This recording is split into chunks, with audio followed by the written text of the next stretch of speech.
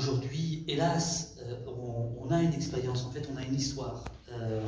On sait que ce qui est arrivé à votre fils, c'est en fait le continuum de ce qui se passe depuis au moins une cinquantaine d'années.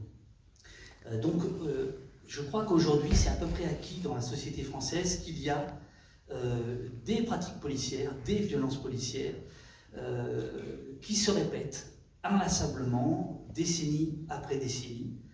Ça, c'est le premier élément. Et le deuxième élément, c'est que la police, en France particulièrement, qui est un pays de révolte, de manifestations, etc., la police, c'est beaucoup la question du maintien de l'ordre. C'est moins vrai dans d'autres pays, en Allemagne par exemple, c'est moins vrai, il y a moins de manifestations, etc. Et ce qui s'est passé avec les Gilets jaunes a un peu agi comme une épiphanie, d'une certaine manière, c'est-à-dire qu'il y a toute une frange de la population qui n'était pas touchée par le racisme systémique, qui n'était pas touchée par les violences policières au quotidien, etc., qui s'est retrouvée frontalement face à ça.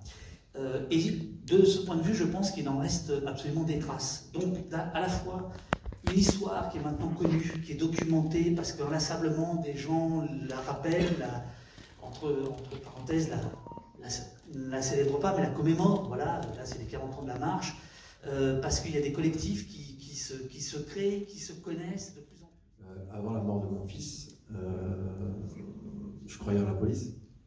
J'étais naïf, pourtant j'en ai pris plein la gueule, hein, honnêtement. Pistolet sur la tempe, contrôle, humiliation, j'en ai vécu. Mais je pense que j'en ai pas vécu assez, certainement. Et ben, j'avais confiance encore en la police, la mort de mon fils. J'ai même cru pendant 48 heures que mon fils avait volontairement tenté de tuer un policier, parce que c'est ce qu'on m'a raconté à l'hôpital. Donc,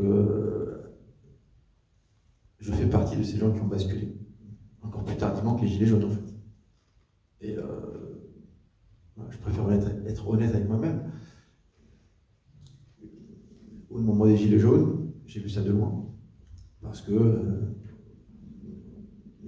j'étais concerné, mais beaucoup moins concerné, j'avais pas de difficultés au quotidien. Et c'est au moment d'un drame que mes yeux se sont ouverts, en fait.